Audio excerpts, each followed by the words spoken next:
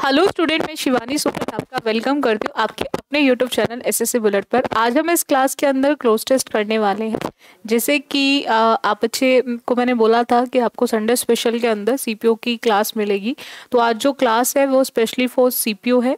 तो आज हम जो डिस्कस करने वाले हैं, क्लोज टेस्ट करने वाले हैं। मैं क्लोज टेस्ट सबसे पहले इसलिए करा रही हूँ क्योंकि सबसे ज़्यादा जो वीक होता है स्टूडेंट का वो क्लोज टेस्ट होता है। बच्चे बहुत ज़्यादा कमज़ोर होते हैं, उनको करने में बहुत प्रॉब्लम आती है, तो उन्हीं बच्चों के लिए स्पेशली ये सेशन है।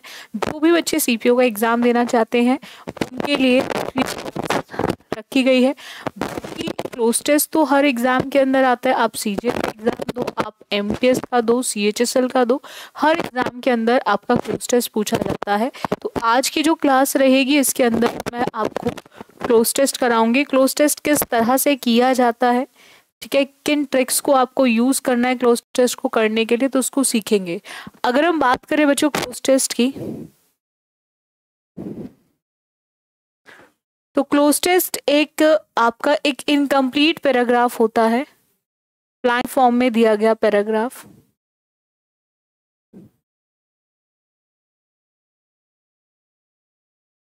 अब आपको ध्यान रखना है जो पैराग्राफ आपका इनकम्प्लीट है उसे आपको क्या बनाना है, कंप्लीट। उसे क्या बनाना है, कंप्लीट। कंप्लीट बनाने के लिए आप दो चीजों को ध्यान रखेंगे, एक ग्रामर और दूसरा वोकैब। इन दोनों की हेल्प से हम क्लोज टेस्ट को कंप्लीट करेंगे। स्टार्ट करते हैं क्लास को। अगर मैं बच्चों बात करूं, यहाँ पे पॉइंट क्या आता है कि in spite of all honours that were heaped upon him, pressure remain a simple man dash hurt। अब देखो यहाँ पर आपको ध्यान रखना है कि हम बात कर रहे हैं एक सिंपल मैन की। वो बहुत ही सिंपल है दिल से, ठीक है। बाय का यूज आप बच्चों वहां करोगे जब आप किसी भी परफॉर्मर की बात करते हो, या फिर बाय का यूज हम वहां भी करते हैं जब हम किसी भी मेथड की बात करें। जैसे आप बच्चे स्कूल में एडमिशन लिया तो आपने फीस किस तरह से पे की, आपने बाय कैश दिया, बाय चेक दिया, तो यानी कि जो भी मेथड्स होते हैं उनके लिए हम लोग बाय का यूज करते हैं। बाय का यूज हम वहां भी करते हैं बच्चों जब हम बात करते हैं कुछ फिक्स्ड फ्रेजेस की, बाय चांस, बाय गॉड, ठीक है, तो वहां पर भी हम लोग यूज करते हैं। बाय का यूज हम वहां भी करते हैं जब वेज की बात करते हैं। आप कैसे स्कूल जाते थे, कॉलेज कैसे जाते थे, आप इंस्टीट्यूट कैसे आते हो, वहां पर भी बाय का यूज होता है। या फिर ट्रांसपोर्टेशन की बात करें, किस तरह से आप कॉलेज तक आते हो, स्कूल तक आते हो। आप मैं बाय टैक्सी आता हूँ या बाय रोड आता हूँ, वेज है तो बाय रोड हो गया। अगर ट्रांसपोर्टेशन की बात करें तो बाय टैक्सी हो गया, बाय जीप हो गया, बाय कार हो गया, तो वहां पर हम लोग बाय का यूज करते हैं। तो पॉइंट क्या है, यहाँ पे बाय का यूज नहीं कर सकते। अगर हम ऑन की बात करें बच्चों, तो ऑन का यूज हमारे वहां पर होता है जब आप किसी पोजीशन की बात करते हो, तो हम ऑन का यूज नहीं कर सकते।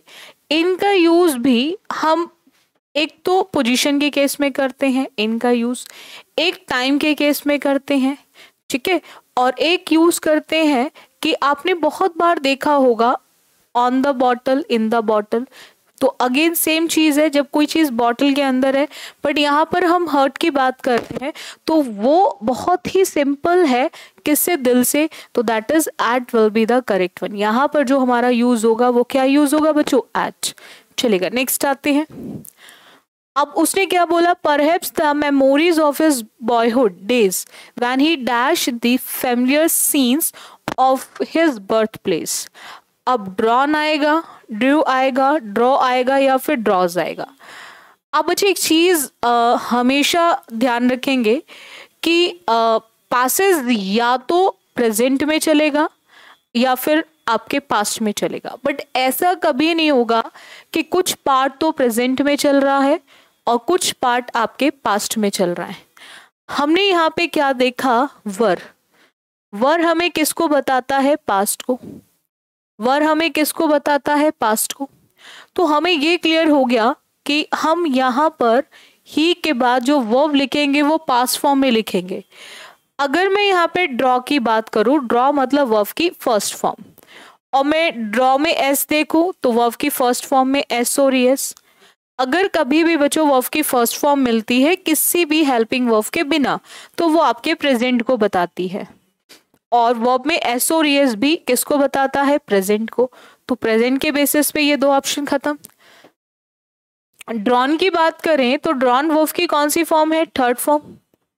अब थर्ड फॉर्म का यूज आप बच्चे ध्यान रखेंगे, थर्ड फॉर्म का यूज हम प्रेजेंट में भी करते हैं, पास्ट में भी करते हैं और फ्यूचर में भी करते हैं। तीनों केसेस में हम वर्ब की थर्ड फॉर्म का यूज करते हैं जब परफेक्ट की बात हो, और ये तभी आ सकता है जब आपको स्टेटमेंट में आपको हैज, हैव या फिर हैड दिया हो, तभी आप वर्ब की थर्ड फॉर्म का यूज करेंगे। जब भी आपको हैज, हैव और हैड दिया होगा तभी आप वर्ब की थर्ड फॉर्म का यूज करेंगे। जैसे विल हैव हो, वुड हैव हो, शुड हैव हो, कुड हैव हो, माइट हैव हो, मस्ट हैव हो, यानी कि हैज, हैव और हैड में से कुछ ना कुछ आपका वर्ड यूज होना चाहिए वर्ब की किस फॉर्म को यूज करने के लिए? थर्ड फॉर्म को यूज करने के लिए। तो यहाँ पर ही के साथ हमें कोई भी हैज, हैव और हैड केस नहीं दिया गया है, तो हम यहाँ पर थर्ड फॉर्म का यूज नहीं कर सकते। इतना क्लियर हो गया? तो अब बचता क्या है? That is second, Drew. क्योंकि बच्चों जो ड्रॉ की फॉर्म होती है वो क्या होती है? ड्रॉ वर्ब की फर्स्ट फॉर्म है, और ड्रॉ की सेकेंड फॉर्म ड्रू, ड्रॉ की second form Drew, and third form क्या होती है? ड्रॉन। तो बस हम यहाँ पर पास्ट के लिए हमें यूज करना पड़ेगा ड्रू। इतना क्लियर हो गया आप सभी बच्चों को? चलेगा, नेक्स्ट आते हैं। नेक्स्ट क्वेश्चन देखो बच्चों क्या दे रखा है। अब उसने बोला है उसके बाद and the dash to be a great artist never wholly left him, longing, loathing, wishing या फिर ईचिंग। अब देखो यहाँ पर हम बात कर रहे हैं ईचिंग, समझ दो ना, जब कुछ जल जाती है कोई भी पार्ट हमारी बॉडी का तो वो ईचिंग करता है, जलन होने लगती है। तो हम यहाँ पर उसको एक महान आर्टिस्ट की बात कर रहे हैं, ठीक है, उसके किस तरह का आर्टिस्ट होने की, एक महान आर्टिस्ट होने की बात कर रहे हैं उसके, और जो कहीं ना कहीं रिलेटेड किससे होगा? लॉन्गिंग से होगा, दैट इज लॉन्गिंग, ठीक है। एक लॉन्ग समय की बात की जा रही है, कहाँ से? बर्थ प्लेस से लेकर, ठीक है। नेक्स्ट आते हैं, फोर्थ में देखो जरा क्या आएगा। He did dash a great artist but after his 60th year he dash the brush. अब बिकम्स आएगा, बिकमिंग आएगा, बिकेम आएगा या फिर बिकम आएगा। मैं आप बच्चों से बार बार क्यों कहती हूँ कि आप बच्चे जब भी क्लोज टेस्ट करें तो आप बच्चे ध्यान रखेंगे, क्लोज टेस्ट में आपको सबसे ज़्यादा जो ज़रूरत होती है वो आपके ग्रामर पार्ट की होती है। ऐसा मैं बार बार क्यों कहती हूँ, उसका रीज़न एक है। आप देख सकते हो अभी तक हमने जितने भी क्वेश्चंस करे वो कंप्लीटली बेस्ड ऑन ग्रामर ही थे। तो इसीलिए अगर आप बच्चे चाहते हो कि आपका क्लोज टेस्ट अच्छा हो तो आप ग्रामर पार्ट को बहुत अच्छा कर लो, क्योंकि जब आप प्री दोगे सीपीओ, है ना, तो वहां तो एक क्लोज टेस्ट आएगा, जब मेंस दोगे तो 2 से 3 आएंगे, और वहां 5 क्वेश्चन है तो वहां पर मेंस में आके 10-10 क्वेश्चन आएंगे। तो इसीलिए आपको क्लोज टेस्ट, मैंने आपको बोला आईसीएसई बुलेट पे मैं आपको फ्री ऑफ कॉस्ट सीपीओ की तैयारी कराऊंगी, प्री के लिए भी और मेंस के लिए भी। मैं आपको पूरी तरह से तैयार करवाऊंगी, पूरी तरह से तैयार करूंगी फॉर सीपीओ। आप प्री भी दे सकते हो और आप मेंस भी दे सकते हो, आपको हर एक पॉइंट एसएससी बुलेट पे मैं कराऊंगी। अब देखो यहाँ पे पॉइंट क्या आता है कि डिड आ रहा है, डिड वर्ब की कौन सी फॉर्म है? सेकंड फॉर्म है। तो डिड के साथ यही रीजन है कि पूरी इंग्लिश ग्रामर के अंदर दोबारा V2 का यूज नहीं कर सकते। अब देखो यहाँ पर बिकम जो होता है एस के साथ, वो आपके प्रेजेंट को बताता है, और आईएनजी जैसे मैंने आपको बताया थर्ड फॉर्म का यूज कभी भी हम विदाउट हेल्पिंग वर्ब नहीं करते। सेम आईएनजी का भी केस होता है, आईएनजी का भी यूज कभी भी हेल्पिंग वर्ब के बिना नहीं होता। तो जैसे हम बिकम्स नहीं लिख सकते ऐसे ही हम बिकमिंग भी नहीं लिख सकते। अब बिकेम की बात करें तो बिकम वर्ब की फर्स्ट फॉर्म होती है। इस फॉर्म को लेकर बहुत सारे स्टूडेंट को डाउट होता है। बिकम वर्ब की फर्स्ट फॉर्म होती है और बिकेम जो होती है वो वर्ब की सेकेंड फॉर्म होती है और बिकम जो होती है अगेन वर्ब की थर्ड फॉर्म होती है। बिकम, बिकेम और बिकम। आपको ध्यान रखना है कि डिड के साथ हम सेकेंड फॉर्म का यूज नहीं कर सकते, तो इसीलिए इसका आंसर ऑप्शन क्या आ जाएगा बच्चों? बिकम। इसका आंसर ऑप्शन क्या आ जाएगा? Become. Become is the correct one. इतना क्लियर हुआ आप सभी बच्चों को? तो यहां पर हम डिड के साथ यूज करेंगे केवल और केवल वर्ब की फर्स्ट फॉर्म, क्योंकि जहां पर भी बच्चों डिड आता है वहां पर आप बच्चे ध्यान रखेंगे आप यूज करेंगे वर्ब की फर्स्ट फॉर्म। और ये जो डिड आता है ये आपके पास्ट इंडेफिनिट में यूज होता है, ये आपके पास्ट इंडेफिनिट में यूज होता है। डिड का यूज हम पास्ट के इंडेफिनिट में करते हैं। इतना क्लियर हो गया आप सभी को? डाउट है यहां तक किसी को? नेक्स्ट आते हैं। नेक्स्ट क्वेश्चन देखो यहाँ पे, फिफ्थ क्वेश्चन, यानी कि आपको फिफ्थ ब्लैंक में देखना है क्या फिल होगा। अब उसने बोला अ ग्रेट आर्टिस्ट, वो बहुत महान आर्टिस्ट है, ठीक है, but after his 60th year he dash the brush for ever. अब उसने उसको क्या किया? रिलीज किया, डिस्चार्ज किया, एक्सपेल्ड किया, फिर अबंडन किया। अबंडन का मतलब होता है कि जब आप किसी चीज से, इसको इस तरह से याद कर लो, हम किसी चीज से बंधना नहीं चाहते तो हमें उसको छोड़ना है, यानी कि किसी भी चीज को छोड़ देना। जब छोड़ा हुआ होता है उसको बोलते हैं। एक्सपेल्ड का मतलब होता है कि जब कोई आपको वहां से निकाल दे, यानी कि खत्म कर दे, दैट इज बेनिस्ड जो होता है। अब आते हैं रिलीज होगा या फिर डिस्चार्ज होगा। तो आपको ध्यान रखना है कि हम बात कर रहे हैं एक आर्टिस्ट की और वो वहां से क्या हो सकता है? रिलीज्ड हो सकता है। तो वो उसने उसको क्या कर दिया? छोड़ दिया है, दैट इज छोड़ा गया होगा, तो दैट इज हम अबंडेंट का यूज करेंगे। किसका यूज करेंगे? अबंडेंट। रिलीज होता है कि हमने किसी चीज को पकड़ लिया तो उसको छोड़ना पड़ेगा, दैट इज रिलीज कर दिया। और डिस्चार्ज, जैसे आप हॉस्पिटल में जाते हो, पेशेंट जब थोड़ा इम्प्रूवमेंट होने लगते हैं तो उसको डिस्चार्ज करा लेते हो, तो वहां पे डिस्चार्ज वर्ड का यूज किया जाता है। तो यहाँ पे क्या आ जाएगा? That is abundant. चलेगा, नेक्स्ट आते हैं। सिक्स ब्लैंक में देखो जरा आप बच्चे क्या फिल होगा। He put his soul and energy, उसने अपनी सॉल और energy, dash is work, inside, over, among या फिर इनटू। अब उसने अपनी एनर्जी को, अपनी जितनी भी जो उसकी आत्मा थी, जो आत्मा थी और उसकी एनर्जी थी, उसको काम में लगाई। तो यानी कि अमंग का यूज होता है जब दो से ज्यादा की होती है। तो हम यहाँ ज्यादा की बात कर ही नहीं, यहाँ दो की बात कर रहे हैं, ठीक है। तो हम किसी काम में लगाने की बात कर रहे हैं, हम किसी भी काम में लगाने की बात करेंगे तो उस केस में हम लोग क्या यूज करेंगे? That is into. क्या यूज करेंगे बच्चों? इनटू। उस केस में हम इनटू का यूज करेंगे, ठीक है। चलेगा, नेक्स्ट आते हैं। नेक्स्ट सेवन ब्लैंक में देखो जरा क्या यूज होगा। अब उसने बोला and it was this very energy that in the end dash him out. अब ब्लू होगा, कट होगा, लेट होगा या वॉर होगा। किसी भी चीज को पहनना, जब हम किसी भी चीज को पहनने की बात करते हैं तो दैट इज वियर। वियर का मतलब होता है जब पहनने की बात की जाती है, और वियर की जो सेकंड फॉर्म होती है वो वॉर होती है। वियर की जो सेकंड फॉर्म होती है वो क्या होती है बच्चों? वॉर होती है। अब यहाँ पर क्या कर रहा है? कहीं ना कहीं उसने अपने आप को, एनर्जी की बात की जाए, ब्लू तो होगा नहीं, ब्लो, ठीक है, तो नहीं कर सकता उसको, लेट भी नहीं, छोड़ेगा भी नहीं, तो that is fourth is the correct one. Fourth is the correct one. तो हम यहाँ पर किसका यूज करेंगे? वन का यूज करेंगे। Fourth is the correct one. चलेगा, नेक्स्ट आते हैं। नेक्स्ट की बच्चों बात करें, आफ्टर दैट उसने बोला फॉर हिम, उसके लिए वो चीजें क्या थी? Each suffer was more than dash a case that was to be cured. अब जस्ट आएगा, एब्सोल्युटली आएगा, बट आएगा या फिर एग्जैक्टली आएगा। अब यहाँ पर आप बच्चे ध्यान रखेंगे, एट्थ ब्लैंक के लिए आपको चेक करना है कि हम किसका यूज करेंगे। अब देखो आपको इस पॉइंट ध्यान रखना है कि हम बात कर रहे हैं कि हर एक जो सफर था वो उसके लिए बहुत ज़्यादा था, ठीक है, और बहुत ज़्यादा था, जस्ट ऐसा था, जस्ट अ केस, बिल्कुल एक केस के जैसा ही था।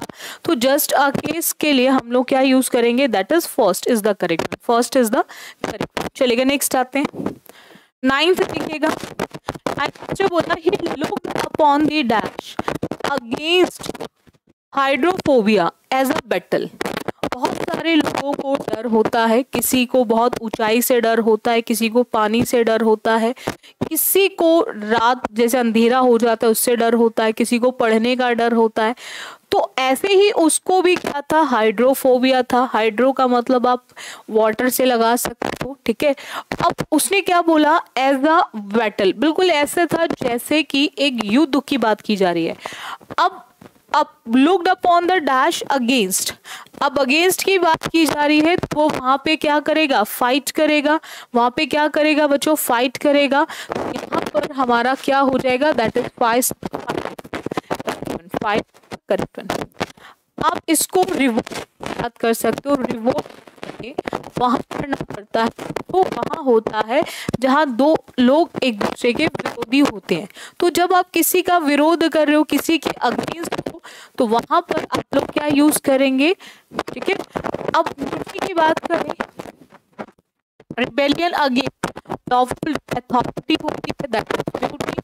आंसर की बात करें तो मतलब होता है जब दो लोग एक काम नहीं करते, दोनों में बहुत ज्यादा एग्रेशन होता है, बहुत ज्यादा एग्रेशन होने की वजह से उनमें हाथापाई होने लग जाती है, तो यूज करते हैं हम स्कफल।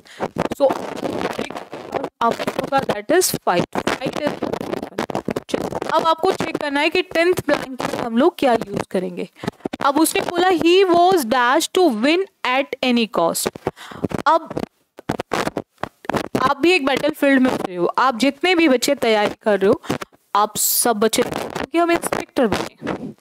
अब आप बच्चे जब तैयारी कर रहे हो तो एक बैटल फील्ड ही तो है, तो आप भी इस बैटल फील्ड में एक माइंडसेट के साथ उतरे होंगे, कुछ भी करना पड़े एट एनी कॉस्ट, मैं जब यहां से इस बैटल फील्ड से बाहर निकलूं तो मैं सक्सेसफुल होके निकलूं, ठीक है। तो ये आपने क्या किया होगा, इसे आपने क्या किया होगा, डेवलप किया है, डिवाइस किया है, डिटरमाइन किया है या डिसाइड करा है। तो ऐसे आपने अपने आप से निश्चय किया होगा, निश्चित कर लिया होगा कि मुझे कैसे भी एनी हाउ मुझे लाइफ में सक्सेस ही सक्सेस चाहिए, तो that is determined, determined is that. तो हम यहाँ पर किसका यूज करेंगे, डिटरमाइंड का। किसका यूज करेंगे, डिटरमाइंड का। इतना क्लियर हो गया आप सभी को, आई होप हर एक पॉइंट क्लियर हो गया होगा। चलेगा, एक और क्लोज टेस्ट करेंगे सीपीओ में। देखो, I was walking home from work, जब हम जाते हैं जाते हैं from when I saw someone, तो उसने भी आते हुए एक चीज एक था, ठीक है। क्या एक व्यक्ति को, समवन है तो डेफिनेटली वन मतलब बड़ी, बड़ी का मतलब क्या हो गया, यानी पर्सन की बात की जा रही है, एक व्यक्ति की बात की जा रही है। That I thought was my friend Sanjay. अब हाउ आएगा, हु आएगा, विच आएगा या फिर सच आएगा। अब हम जहां पर भी जो पर्सन की बात करते हैं, तो जब भी हम पर्सन की बात करेंगे तो पर्सन के केस में हम कभी भी विच का यूज नहीं करेंगे, हम किसका यूज करेंगे, हु का। हाउ का यूज होता है कि जब आप किसी को भी काम कैसे किया, यानी कि आप मैनर्स बता रहे हो कि आपने किसी काम को किस तरह से किया, आपने बहुत स्विफ्टली तरीके से किया, बहुत नाइसली किया, बहुत स्मार्टली किया, तो वहां पर यूज करते हो आप हाउ। अब आपको सेकंड ब्लैंक के लिए देखना है 12 क्वेश्चन में कि सिक्स ब्लैंक में क्या विल होगा। अब उसने बोला कि I went up dash her and touched her on the arm. अब वहां गया, अब क्या किया, टच किया उसके आर्म पर, उसकी बाजू पर। अब यहां पर हम लोग क्या यूज करेंगे, बाय, टू, फॉर या फिर इनटू। तो जब भी आप वेंट की बात करोगे तो वेंट के साथ आप बच्चों को ध्यान रखना आप किसका यूज करते हो, टू, ठीक है, तो किसका यूज करोगे, टू का, किसका यूज करोगे, टू का, तो यहाँ पर क्या आ जाएगा, two is the correct one, two is the correct one. चलेगा नेक्स्ट 13 देखो, 13 क्वेश्चन देखो थर्ड ब्लैंक के लिए।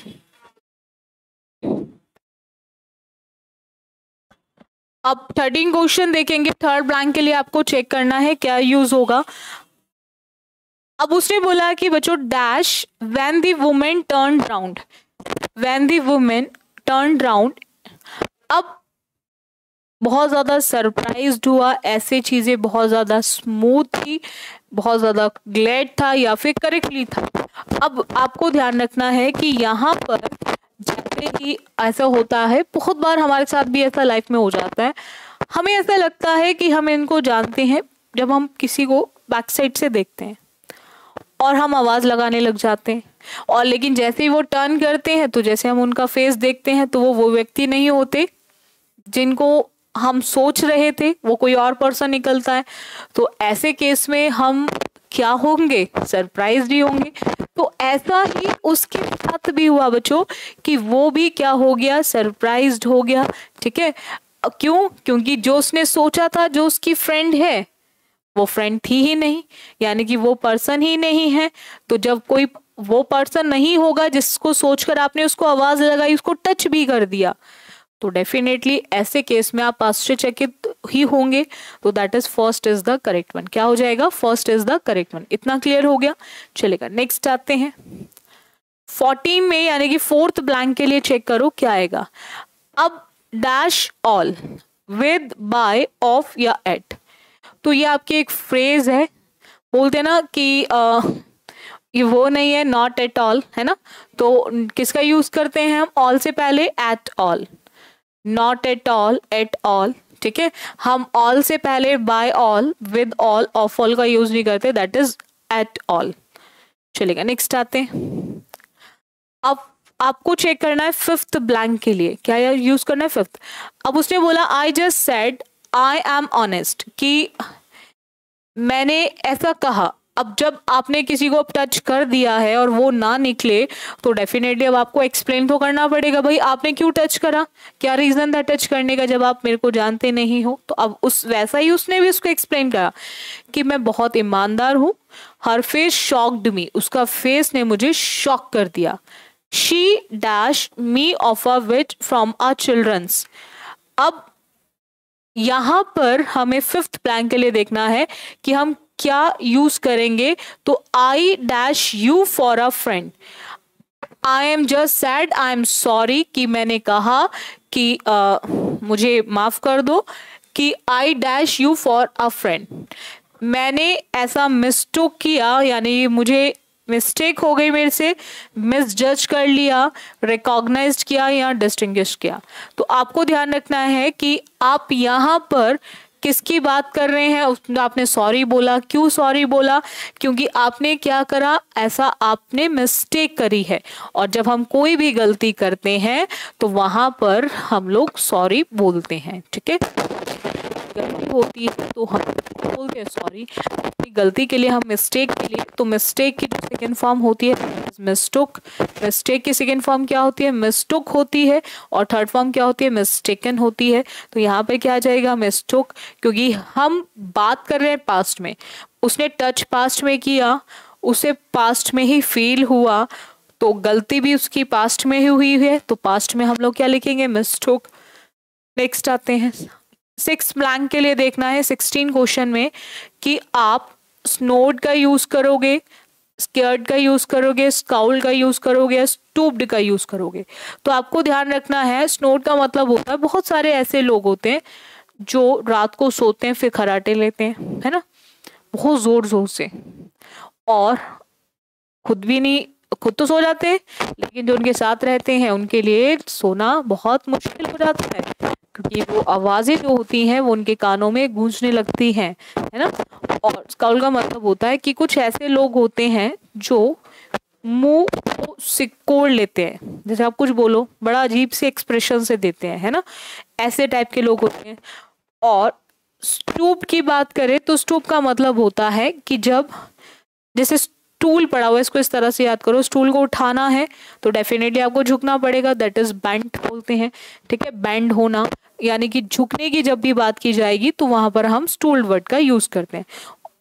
तो यहाँ पर अगर हम बात करें तो हम किसको यूज करेंगे? अब 16 यानी कि फिफ्थ ब्लैंक के लिए आपको चेक करना है, 6 ब्लैंक के लिए। अब उसने बोला she stared at my face. भाई अगर आपने किसी को गलती से टच किया है, वो भी गलती से टच कर दिया है वो भी गर्ल को, तो डेफिनेटली आप सॉरी बोलो लेकिन वो घूरेगी जरूर। ऐसा ही उसने करा, वो भी उसको एक टक उसके फेस पे देख रही थी एंड डैश। अब उसने उसको क्या कहा, तो अब आपको ध्यान रखना है कि यहाँ पर हम लोग किसका यूज करेंगे, that is scowled. Scowled is the correct one. Scowled का यूज क्यों करेंगे? क्योंकि जब गलत है तो डेफिनेटली मुंह तो बनाया रहेगी, दैट इज थर्ड वन, ठीक है। चलो अब आपको चेक करना है कि 17 यानी कि 7th ब्लैंक में क्या यूज होगा। Her face shocked me, to be honest कि बहुत ईमानदारी से मैं बताऊं तो उसका फेस ने मुझे क्या कर दिया, शॉक्ड कर दिया। She dash me of a bit from a children's. अब वॉज रिमाइंडिंग आएगा, रिमाइंड आएगा, रिमाइंड्स आएगा या फिर रिमाइंडेड वर्ड का यूज होगा। तो आप अच्छे ध्यान रखेंगे यहाँ पर हम लोग रिमाइंडिंग, वॉज रिमाइंडिंग पास्ट है, चलो ठीक है। रिमाइंड और रिमाइंड्स दोनों प्रेजेंट को बताते हैं, फर्स्ट फॉर्म में एस और एस, ये दोनों किसको बताते हैं, प्रेजेंट। दोनों किसको बताते हैं, प्रेजेंट को। और हम प्रेजेंट का यूज नहीं करते तो यहाँ पर ना तो सेकेंड आ सकता है और ना ही थर्ड आ सकता है। और अब रिमाइंड एक बार हुआ तो एक बार हुआ तो पास्ट जाएगा, वो प्रोग्रेसिव एक्शन तो होगा नहीं, तो प्रोग्रेसिव एक्शन नहीं है तो वर्ब की सेकेंड फॉर्म यूज होगी पास्ट में। वर्ब की सेकेंड फॉर्म यूज होगी जब भी हम पास्ट की बात करेंगे, यानी कि पास्ट इंडेफिनिट में हम लोग बच्चों क्या यूज करते हैं, वर्ब की सेकेंड फॉर्म, ठीक है। किसका यूज करेंगे, वर्ब की सेकेंड फॉर्म का, that reminded is the correct one. Reminded is the correct one. चलेगा नेक्स्ट आते हैं 18 क्वेश्चन देखो 8th ब्लैंक के लिए। अब उसने बोला कि me of a which from a children's dash, ठीक है। अब हम किसकी बात कर रहे हैं, एक एपिक की बात कर रहे हैं यानी कि ग्रंथ की बात कर रहे हैं, एक स्टोरी की बात कर रहे हैं या फिर एक मिथ की बात कर रहे हैं। तो आप बच्चे ध्यान रखेंगे, यहाँ पर आप बता रहे हो कि आप जा रहे थे और कहीं आपको इस तरह से लगा कोई आपका जानने वाला और आपने उसको टच करा, वो नहीं था, तो ये क्या है, एक स्टोरी ही तो है, एक स्टोरी ही तो है, एक कहानी ही तो है, तो इसको क्या बोलते हैं, दैट इज स्टोरी, कहानी। नेक्स्ट आते हैं 19 में देखो। अब उसने बोला कि her long nose and staring eyes dash I could realize what she was up to, कि उससे ऐसा रियलाइज होता उससे पहले, फॉर नो सून, पहला पॉइंट है नो सूनर होता है, नो सून नहीं होगा, आफ्टर बाद में, और एज सून एज तो बचेगा दैट इज बिफोर, ठीक है। उसको रियलाइज होता उससे पहले ही ये सारी चीजें हो गई। नेक्स्ट आते हैं, अब देखिएगा क्वेश्चन नंबर 20। क्वेश्चन नंबर 20 की बात करें बच्चों, ब्लैंक नंबर 10 के लिए चेक करना है। अब उसने क्या बोला कि I could realise what she was up to, ऐसा मुझे रियलाइज होता यानी कि ऐसा मुझे लगता, she dash my purse and escaped. ऐसा हमारे साथ लाइफ में भी बहुत बार हो जाता है। हम बहुत बार, कुछ ऐसे लोग होते हैं जो लाइफ में हमें बहुत सीधे से दिखाई देते हैं, लेकिन वो कुछ इस तरह से हमारे साथ लाइफ में कर जाते हैं कि हमें पता भी नहीं चलता, ठीक है। ऐसा बहुत बार होता है, हम सोचते ही ये हमारे नॉन है, जानने वाले हैं, हम जब तक उनको समझने की कोशिश करते हैं इतने हमारे साथ कुछ ना कुछ घटित हो जाती हैं चीज़ें। तो ऐसा उसके साथ भी हुआ, अभी उसको रियलाइज हुआ ही था, हुआ भी नहीं था, उससे पहले उसने उसका क्या करा, जैसे आपके वो चैन स्नेचर आते ना, जो खींच के ले जाते हैं चैन को, ऐसे उसने उसके पर्स को खींचा और वहां से भाग गई। अब देखो यहाँ पे स्नैच की बात करें वर्ब की फर्स्ट फॉर्म और एसओरियस की बात करें वर्ब में, तो आपको ध्यान रखना है कि ये दोनों आपके प्रेजेंट को बताते हैं, ये दोनों आपके प्रेजेंट को बताते हैं। अब पर्स को एक बार उसने खींचा, झपट्टा मारा एक बार, अब रोज उस तो नहीं हो सकता, प्रोग्रेसिव एक्शन तो बनेगा नहीं, तो हम इसको कभी भी एक्शन इन प्रोग्रेस यानी कि कॉन्टिन्यूस में नहीं लिखेंगे। जो भी काम एक बार होगा वो सीधा सीधा जाएगा आपके पास्ट में, और पास्ट का मतलब वर्ब की सेकेंड फॉर्म। तो हम यहाँ पर क्या यूज करेंगे, दैट इज स्नैच्ड, यानी कि वर्ब की थर्ड फॉर्म का यूज करेंगे। तो snatched is the correct one. इतना क्लियर हो गया आप सभी को? तो यहाँ पर हम पास्ट में लिखेंगे snatched, snatched is the correct one. चलेगा, नेक्स्ट आते हैं। देखिएगा बच्चों, रेगुलर, अब बच्चे एक काम करेगा, जितने भी बच्चे एसएससी बुलेट पर क्लासेस लेते हैं और जो सीपीओ के, स्पेशली सीपीओ के स्टूडेंट्स हैं, तो मैं आप बच्चों को ये बोलना चाहूँगी कि जितने भी बच्चे सीपीओ की तैयारी कर रहे हैं, मैंने आपको बताया, पहले ही प्रॉमिस किया था लास्ट वीक में, मैं संडे स्पेशल में सीपीओ की क्लास लेकर आऊँगी। और मैंने आज क्लास इसलिए रखी है कि जो भी बच्चे एसएससी बुलेट पे सीपीओ की तैयारी करना चाहते हैं फ्री ऑफ कॉस्ट, तो वो जरूर या तो इस नंबर पे आप व्हाट्सएप कर देना, एक टाइमिंग फिक्स कर देंगे। जैसे एमटीएस की क्लास चलती है हमारे एसएससी बुलेट पे इंग्लिश की 4:15 पर, ठीक उसके जस्ट बाद आपकी 5:15 पे क्लास चलती है सीजीएल मेंस के लिए। और एक बेसिक फाउंडेशन बैच चल रहा है जिसके अंदर ग्रामर और वोकैब तीनों की क्लास, दोनों की क्लासेस रहती है, वो 3 बजे चलती है। तो जो भी स्लॉट आपको लगता है सीपीओ के लिए, आप जिस टाइम को आप चाहते हो कि क्लासेस चले, रेगुलर लेकिन लेनी है, तो आप बच्चे उस पर या तो इसी चैनल पर आप क्या करना, इसी वीडियो के नीचे आप मेंशन कर देना कमेंट बॉक्स में, या फिर इस नंबर पे आप हमें व्हाट्सएप कर देना, ठीक है। टेक्निकल टीम चेक कर लेगी टाइमिंग, तो उसी को देकर एक टाइम स्लॉट आप लोगों के लिए फिक्स हो जाएगा।